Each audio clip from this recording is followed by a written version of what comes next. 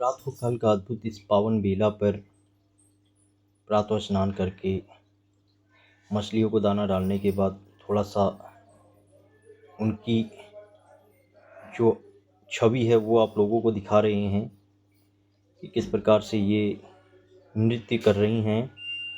और तदंतर अपने डेली रूटीन को आगे बढ़ाते हुए इसी क्रम पे अपने नित्य पूजा के स्थान पर फिर से वापस नित्य जो है, आज बहुत ही सुंदर अवसर है।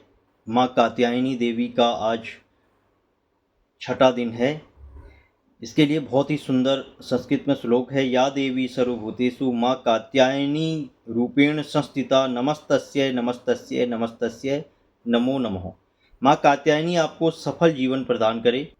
छठा दिन है दोस्तों और 6 दिन में ये हमारा हरेला इस तरीके से हुआ है, बहुत सुंदर रूप लेता हुआ दशहरे पर काटा जाएगा। बहुत ही अद्भुत पल, बहुत ही सुंदर माँ भगवती का श्रृंगार बहुत अद्भुत लग रहा है। और ये अपने जीवन का बहुत ही अद्भुत पल है कि छठे नवरात्रि में जो फास्ट हम लोगों ने रखा है अखंड ज्योति के साथ, तो ये अपने आप में माँ भगवती की अद्भुत कृपा है। ओम नमो नारायण। प्रातःकाल की पावन शुभ बेला पे एक बार फिर से तहे दिल से आप लोगों का सनातन ज्ञान गंगा में के यूट्यूब चैनल पर आप लोगों का स्वागत है। बहुत ही अद्भुत पल, लगभग छठा नवरात्र आज है। माँ कात्यायनी के रूप से छठे नवरात्रि के रूप में जाना जाता है। छठी देवी को कात्यायनी देवी कहती है। इनकी उपासना और आराधना करने से भक्तों को धर्म, अर्थ, काम, मोक्ष चारों की फल प्राप्त होती है। इनके पूजा करने से रोग, शोक, संताप और भय नष्ट हो जाता है। जन्म जन्मांतरों के पाप सारे नष्ट हो जाते हैं। माँ भगवती कहती है कि मेरे इस छठे रूप को जो पूजेगा तो मैं उसके जन्म जन्मांतर के किए हुए पापों को नष्ट कर दूंगी। कात्यायनी ने भगवती प्रम्बा की उपासना की, कठिन तपस्या की। उनकी इच्छा थी कि उन्हें पुत्री प्राप्त हो। माँ भगवती ने उनके घर में पुत्री के रूप में जन्म लिया, इसीलिए यह देवी कात्यायनी कहलाई गई। भगवान कृष्ण को पति के रूप में पाने के लिए गोपियों ने, ब्रज की गोपियों ने बहुत पूजा की। यह पूजा कालिंदी यानी कि यमुना नदी के तट पर की गई, इसलिए ब्रजमंडल कोई अधिष्ठात्री देवी के रूप में प्रतिष्ठित है।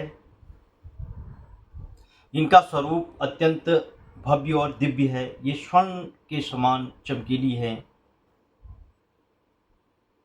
तो इस नवरात्रि में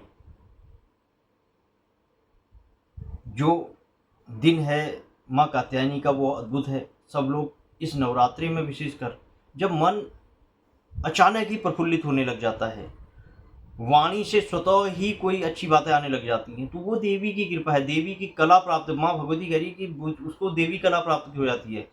जो मेरी पूजा पाठ करता है, सही विचारों के साथ करता है, विशेषकर ध्यान रखें इस नवरात्रि में किसी के साथ छल कपट न करें, आप स्वयं बहुत आगे तक जाएंगे। माँ भगवती की असीम कृपा बनी रहेगी। जीवन बहुत अनमोल है। इस जीवन पे यहाँ कोई भी काम अपना नहीं है, कोई भी साथ देने वाला नहीं है। जिसको भी है वो स्वार्थ है, चाहे वो घर है, परिवार है, देश है, समाज है, हर किसी एक दूसरे से कनेक्टिविटी जो है वो स्वार्थ की जुड़ी हुई है। केवल परमात्मा ही ऐसा है जिसका किसी के साथ कोई स्वार्थ नहीं है। आप पूजा करें तभी आपको मिलना है, पूजा ना करें तभी आपको मिलना है।